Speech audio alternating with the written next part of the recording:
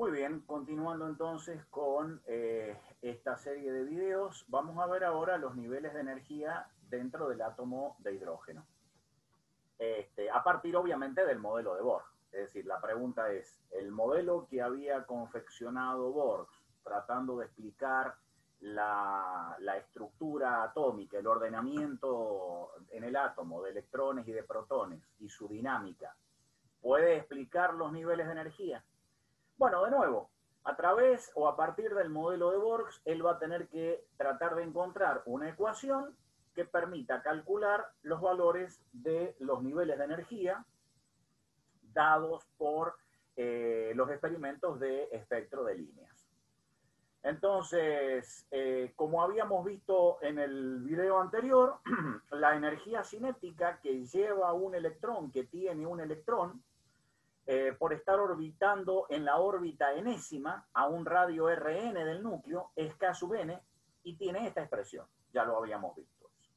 La energía potencial eléctrica que tiene ese electrón por estar en esa órbita, U sub n, es esta expresión de acá.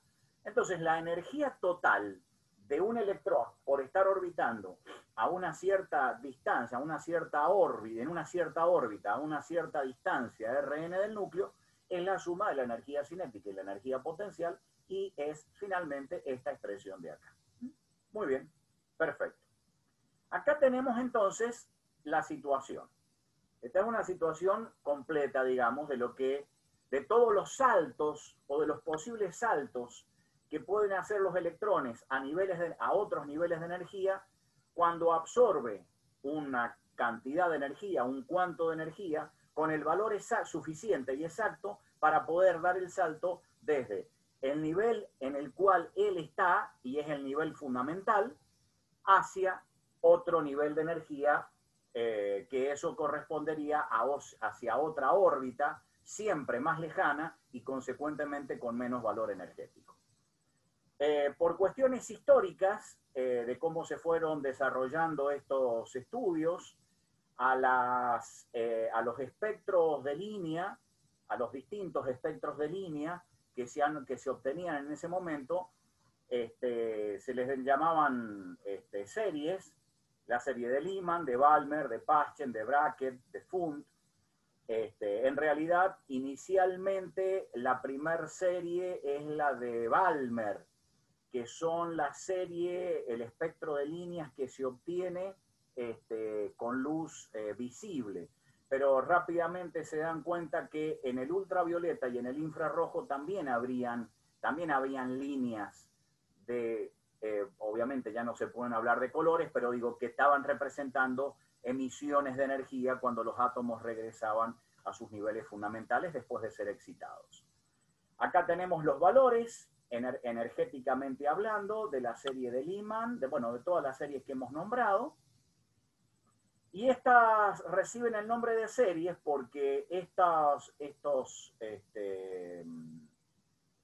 físicos, estos investigadores, obtienen una serie numérica que da cuenta justamente de la frecuencia o de la longitud de onda de las bandas o de las líneas que se observaban en los espectros de emisión.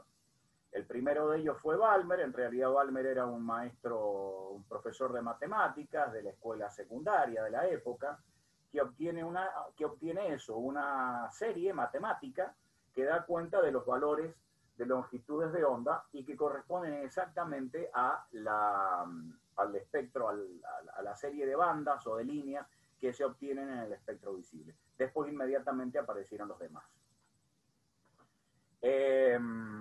Bien, esto evidentemente tiene que ser reproducido, tiene que ser reencontrado aplicando las ideas de Bohr, porque si no, la teoría evidentemente no predice el comportamiento de la práctica. Bueno, en función de, digamos, de la ecuación esta que estábamos viendo acá, que da la energía total del electrón por estar orbitando en una determinada órbita enésima de radio Rn, se pueden reunir todas las constantes que aparecen ahí y se genera una constante llamada constante de Rydberg, en honor a un físico sueco que trabajó justamente en estos experimentos de líneas espectrales. y que tiene esta, digamos, que tiene esta expresión. Entonces, la expresión de la energía cinética, perdón, de la energía total del electrón, se puede escribir sintéticamente en forma muy compacta así. Evidentemente, aparece rápidamente la dependencia con la inversa del cuadrado del número n, que es el número cuántico o el que cuantifica los niveles de energía en un átomo.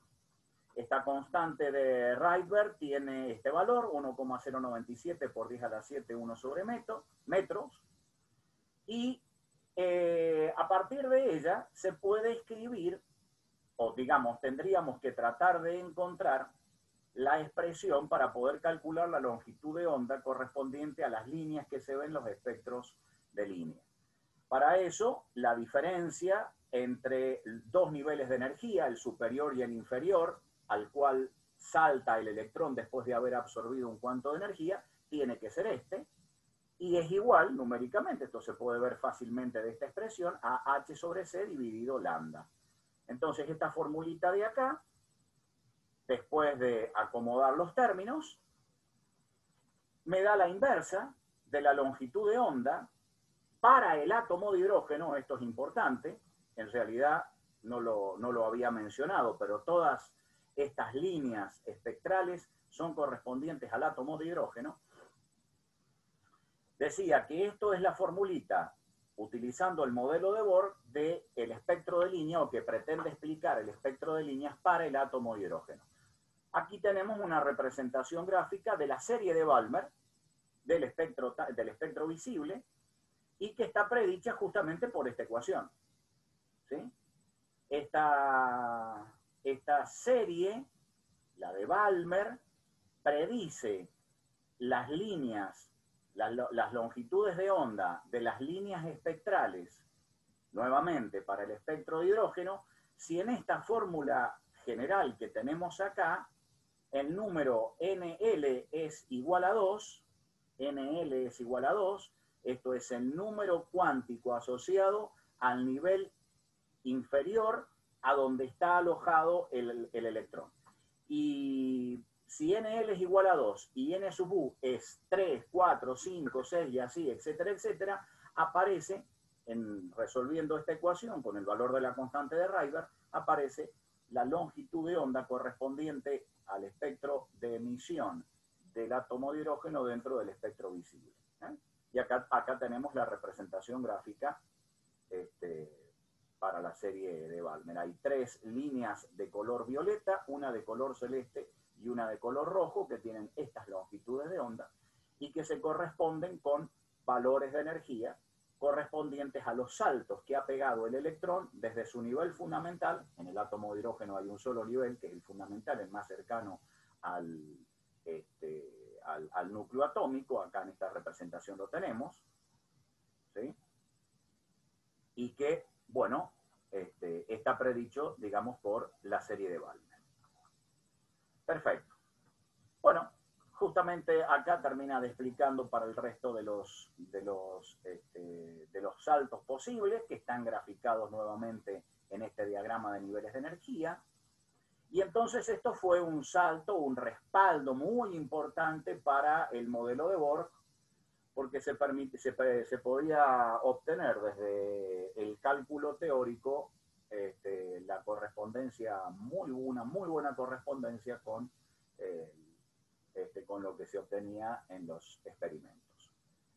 Muy bien, perfecto. Entonces, de alguna manera esto confirma, digamos, el modelo atómico que empezó con los experimentos y los experimentos de Rutherford, y después el posterior modelo de Bohr. Evidentemente, los físicos, envalentonados por este éxito, empezaron a aplicar ese modelo a otras circunstancias o a otros estudios, utilizando el átomo de hidrógeno, el átomo de helio, y rápidamente se dieron cuenta que este modelo no funcionaba bien, tenía sus problemas. Entonces fueron progresivamente haciendo algunos ajustes. Por ejemplo, el primer ajuste que se hace es el suponer de que el núcleo atómico está quieto, cosa que no es cierto. si bien en el núcleo atómico se concentra la mayor cantidad de masa,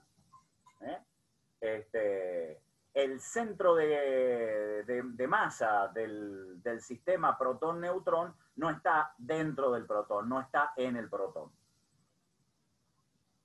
Entonces aparece el concepto de masa reducida. Acá tenemos el esquema, acá tenemos para un átomo de hidrógeno el protón, el electrón. El centro de masa está obviamente muy cerca del protón, pero no exactamente en el protón. Entonces se utiliza el concepto que también era utilizado, y esto ya había sido utilizado en el sistema planetario, en la mecánica celeste de Newton, el concepto de masa reducida, que es esta cantidad de acá, ¿sí? En el caso de decir, esto es para dos masas cualquiera. A esto se le llama masa reducida. Es el sistema compuesto por dos cuerpos de masas M1 y M2, donde la masa reducida es la masa que se puede considerar concentrada justamente en el centro de masa, y entonces esto hace que la descripción dinámica sea bastante más sencilla. En el caso del, del sistema protón-electrón, la masa reducida es prácticamente la masa del protón. Fíjense ustedes, acá está la masa del protón, es 1836.2 veces la masa de referencia. Entonces la masa reducida tiene prácticamente este valor. Hay que hacer referencia a que el hidrógeno es un átomo que presenta dos variantes, el deuterio y el tritio, es decir, isótopos. Estos isótopos, la diferencia está en el núcleo debido a la presencia de neutrones. El átomo más simple y más básico es el de hidrógeno propiamente dicho, con un protón en el núcleo y un electrón girando alrededor de él.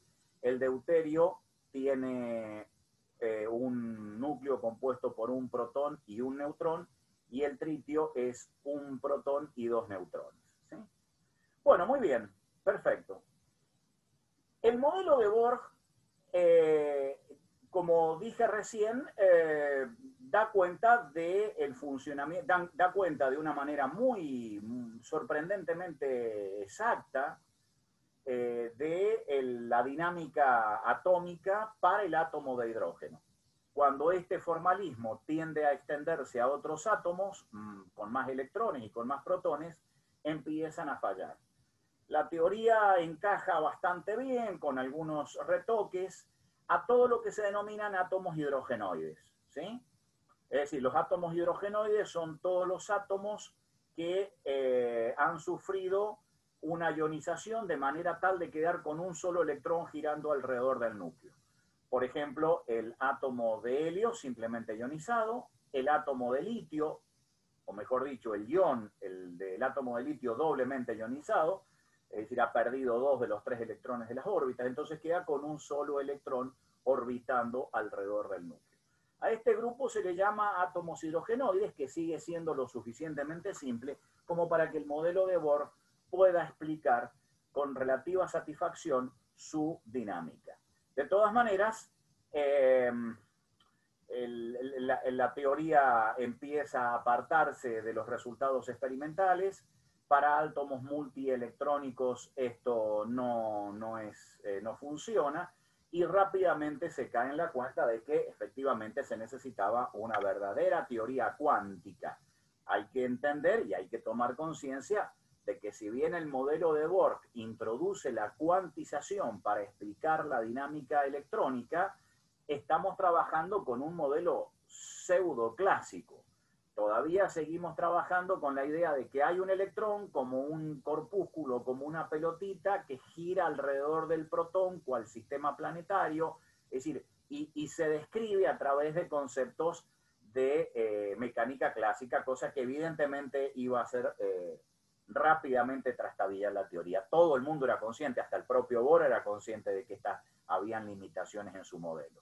De todas maneras, vuelvo a insistir con esto, para átomos hidrogenoides el modelo funciona muy bien. Acá tenemos los niveles de energía predichos por el modelo de Bohr para el átomo de hidrógeno y para el átomo de helio simplemente ionizado, coinciden perfectamente con lo que se obtiene a través de los análisis espectrográficos, y entonces con esto se obtiene una muy buena, un gran avance, digamos, en cuanto a la teoría definitiva que explique este tipo de dinámicas. Bien,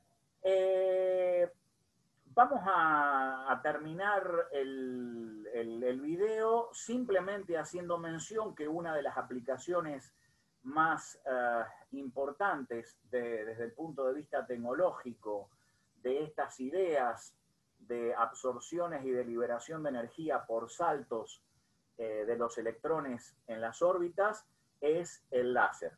El láser es una fuente de luz altamente coherente y prácticamente monocromática, es decir, oscila con una frecuencia y con un alto orden, digamos, en la emisión, y eso se logra a partir de emisiones espontáneas y estimuladas que están descritas acá. Nosotros no vamos a avanzar mucho más en esta idea. Además necesitamos hacer mención, como aparece acá en este párrafo, que habla de una distribución de Maxwell-Boltzmann. Por lo tanto, vamos a posponer toda esta descripción para cuando veamos la distribución de Maxwell-Boltzmann y avancemos un poco más en las ideas cuánticas, y entonces esto va a quedar un poco más fácil de entender. Por lo tanto, el video lo finalizamos acá.